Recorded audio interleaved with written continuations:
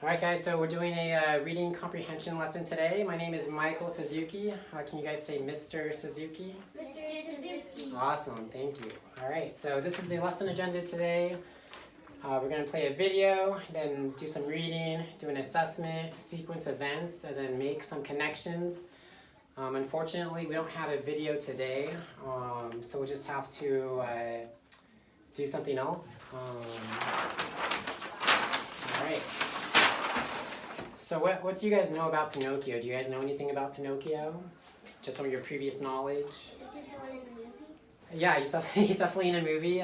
Do you know anything about him by chance? What does he look like? Yeah. He's like this guy that has a long, pointy nose. Yeah. And he's a toy. And he is a toy, that's right. How are you?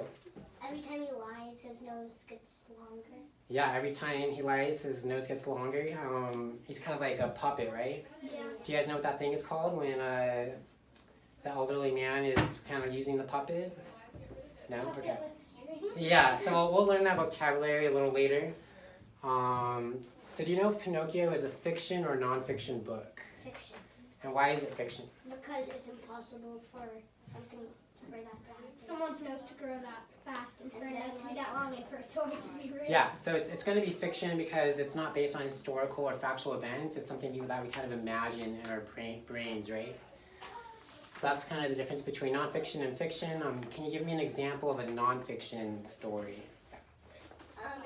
Something that like talks about Indian elephants, like something real. Like, Yeah. So like for an example, nonfiction would be.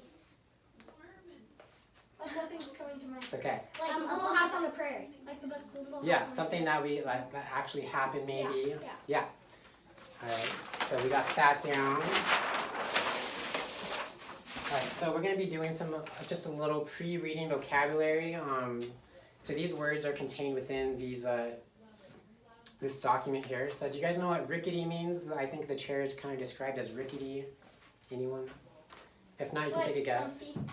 It says, I think in context, it says a very old chair, a rickety old bed. So what would be like a rickety old bed? Like old, very old bed with a lot of bumps and it's uncomfortable. Yeah, it's kind of like a piece of equipment that's poorly made. So if it's old, it would probably be poorly made and likely to collapse. So your chairs are probably not rickety because it seems like they're pretty solid and they have a good foundation. And then how about a marionette? Do you guys know what a marionette is? No. So it's kind of what Nate was describing. It's just It's like the puppet. it's like the puppet, right? So when the man is using the marionette, he's kind of controlling the puppet, right? So this is important just so we understand what we're reading. And then do you guys know who Geppetto is? Just from your previous knowledge? If not, I'll just kind of explain it. Yeah. A poor wood carver. Yeah. So he's a poor wood carver. He's an elderly man. So it's just important to know because we're diving into chapter 3 of Pinocchio, and you may have not known that information. Okay. All right. So now we're actually going to read this text. If you can do me a favor and just turn to the questions on the second page there, that would be awesome. So it's always good to pre-read what the questions are so we know what we're looking for within the reading. So do you guys want to just read off maybe questions 1 through 4? Maybe Nate, you can take 1 and 2, and you can take 3 and 4. The first question says, what does the picture show? Okay. And then the second one says, why did Geppetto? Geppetto keep cutting Pinocchio's nose? Awesome. And then Hudson? Okay. Number 3 and 4, you want to read those out? Number 3 is how did Pinocchio learn to walk? And number 4 is describe Geppetto's house. Then in the box below, draw a picture of Geppetto's house. Awesome. Yeah, so as we read, I just, you guys have highlighters there. So when you're trying to find the answers to those questions, it's always good to highlight what you think the answer is.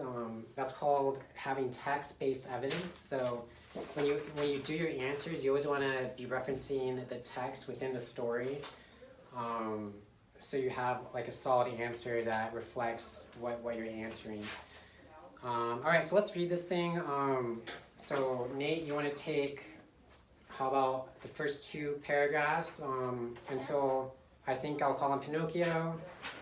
And if you want to take the next couple paragraphs, and then I'll stop you, and then I'll read the third one. So I'll just let you guys know when to stop. So if you want to take the first two, that'd be awesome. Okay.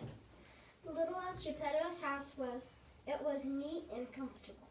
It was a small room on the ground floor with a tiny window under the stairway.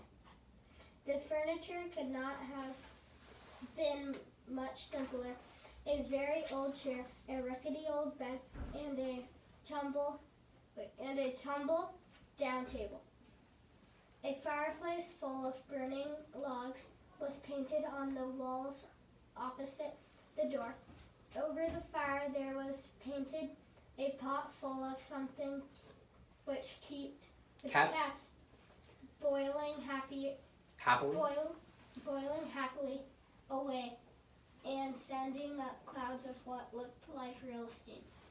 As soon as he reached home, Geppetto took his tools and began to cut and shape the wood into a Marionette, I believe. Yeah. marionette. All right, and then you want to continue until alone. Why don't you do that? What shall I call him? He said to himself. I think I'll call him Pinocchio. After choosing the name for his marionette, Geppetto set seriously to work to make the hair, the forehead, the eyes. After the eyes, Geppetto made the nose, which began to stretch as soon as he finished. It stretched and stretched and stretched until it became so long it seemed endless. And maybe just the next line, and then I'll finish the rest. But Geppetto kept cutting it and cutting it, but the more he cut, the longer grew the Impertinent. nose. In despair, he let it alone. All right, and then I'll just read the next few paragraphs. So next, he made the mouth. After the mouth, he made the chin, then the neck, the shoulders, the stomach, the arms, and the hands. The legs and feet still had to be made. As soon as they were done, Geppetto felt a sharp kick on the nose of his nose, on the top of his nose. He took hold of the marionette under the arms and put him on the floor to teach him to walk. Pinocchio's legs were so stiff that he could not move them, and Geppetto held his hand and showed him how to put out one foot after the other. When his legs were limbered up, Pinocchio started walking by himself and ran all around the room. He came to the open door, and with one leap, he was out into the street. Away he flew. Awesome. So were you guys able to kind of highlight some of the answers based on like these questions here? Did you get any of the answers? Yeah. So what answer did you get? What did the picture show and describe the Geppetto's house? Okay, so you want to kind of describe where you got that? Yeah, for Geppetto's house, I did the front, a very old chair, a rickety old bed, and tumble-down table. A fireplace full of burning logs was painted on the wall opposite the door. Over the fire, there was painted a pot full of something which kept boiling happily away and sending up clouds of what looked like the steam. Awesome. Yeah. So that whole first paragraph is basically about Geppetto's house. So that's good. You cited that evidence there, and that's kind of what we're trying to do. We're trying to cite text-based evidence so that we have something for our answers. We don't want to just be answering. We want to get something within the paragraph. Awesome. All right. So did anyone get how did Pinocchio learn to walk? Were you able to highlight that in the paragraph? Yeah. So where did you find that? Basically, the last two paragraphs. Yeah, you want to read kind of the answer to that question? When his legs were limbered up, Pinocchio started walking by himself and ran all around the room. Let's see here. So maybe you can show me where you found that. On the bottom. At the very bottom. Okay. Yeah, so that describes Pinocchio walking by himself, but I think the question was asking how did Pinocchio learn to walk? So that's describing Pinocchio like actually walking, but like I think the question is asking him like how did he learn how to walk? Geppetto held his hand and showed him how to put out one foot after the other. Yeah, so, and I think the line before that says he put him on the floor to teach him to walk. So that's kind of the key line there. So he taught him how to walk and then how to put one foot in front of the other. So I think it's always good to like highlight the sentence that corresponds to the question that you're trying to answer. That way you have like direct evidence. But good, yeah, so it sounds like you guys get the concept of citing text-based evidence and like highlighting the answer within the paragraph. All right, so let's move on. Compare and contrast. So did you think that this part of the story kind of was similar to what you thought about Pinocchio initially? Or was there something missing? Any ideas? Not really. I mean, it doesn't really talk about his nose growing at all, right? Which is kind of how we picture Pinocchio. Well, it kind of does. Yeah, I mean, the woodcarver definitely was carving his nose, and it kept growing. But we're only in chapter 3, so we didn't read the whole story. So that's probably why we don't get the full picture of like why, like when Pinocchio lied and his nose is growing and all that. All right, so now we're going to move on to sequencing events. So you'll see a sequencing event thing there. So I'd love you guys to just kind of collaborate with each other, decide which event comes first, and I'd like you to cut it out and paste it on this poster here. So I'll give you maybe a few minutes to do that, and then we'll continue. So why don't you guys kind of decide what events come first? You can find it in the paragraph there. The first one, I think, is this one. Yeah. So what? Describe the house, yeah, because it says it there. Yeah. So why don't you guys start cutting that out and then just paste it on this thing here. The second one. And then maybe while he's cutting, you can kind of see which one came second, which one came third, and which one came fourth. Okay. Oh yeah, or maybe Nate can see which ones were in a chronological. Geppetto teaches Pinocchio how to walk. That's the end. Geppetto cuts a long nose that seems to never end. Yeah, and there's glue there as well once you finish cutting. It doesn't have to be perfect as long as it's here. Let's see. Yeah, I'll put this in order. So first event, second event, third event, and then fourth event. So yeah, just glue the events in order here. So it looks like you guys found the first one, so now just try to find the second, third, and fourth one.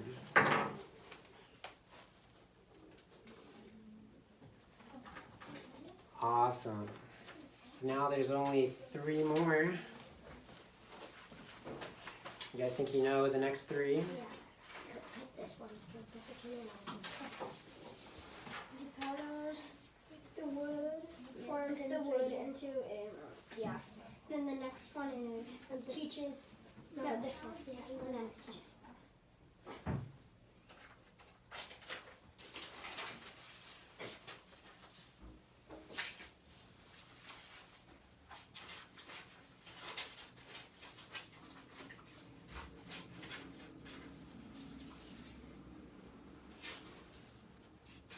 All right, so let's glue that one up there.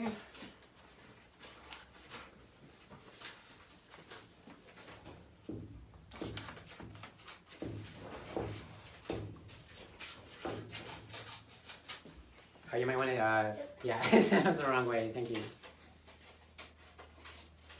All right.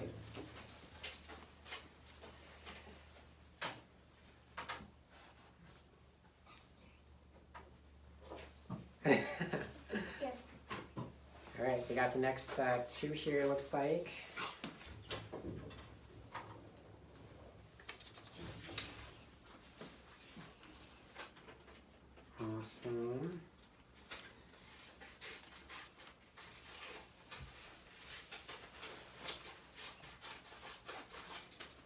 And you got the very last one here.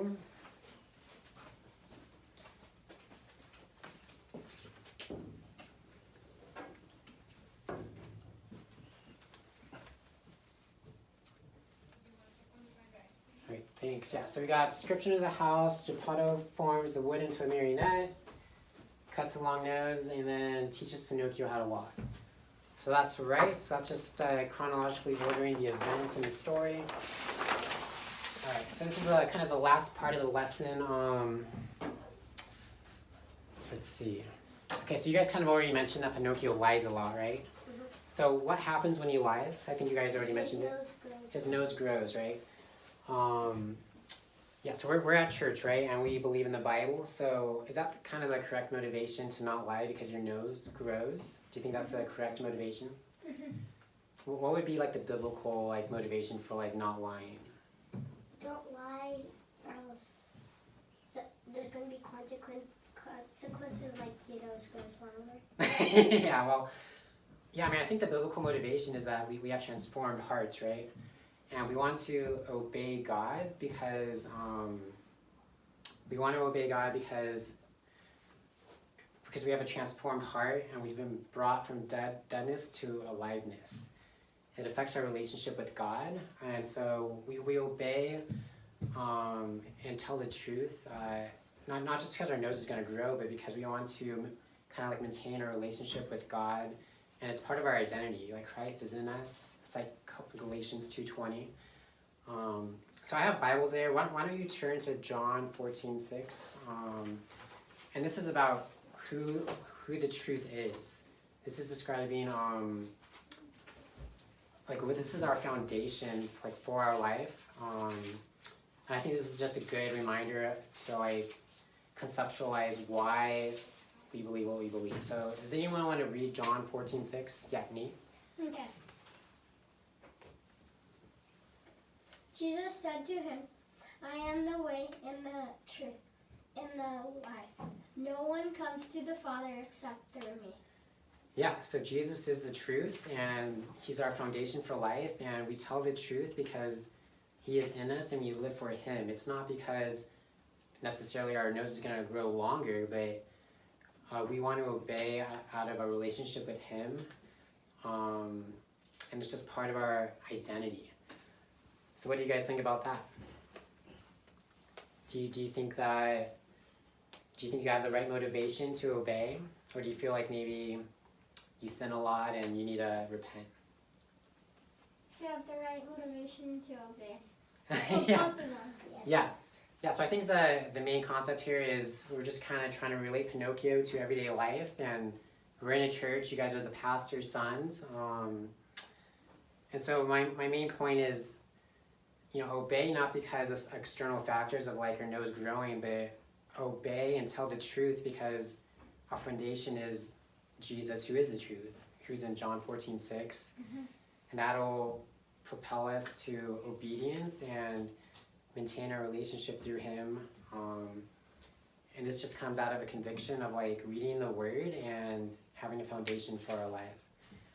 All right, well, thanks for the lesson, and I'll see you guys next time, all right?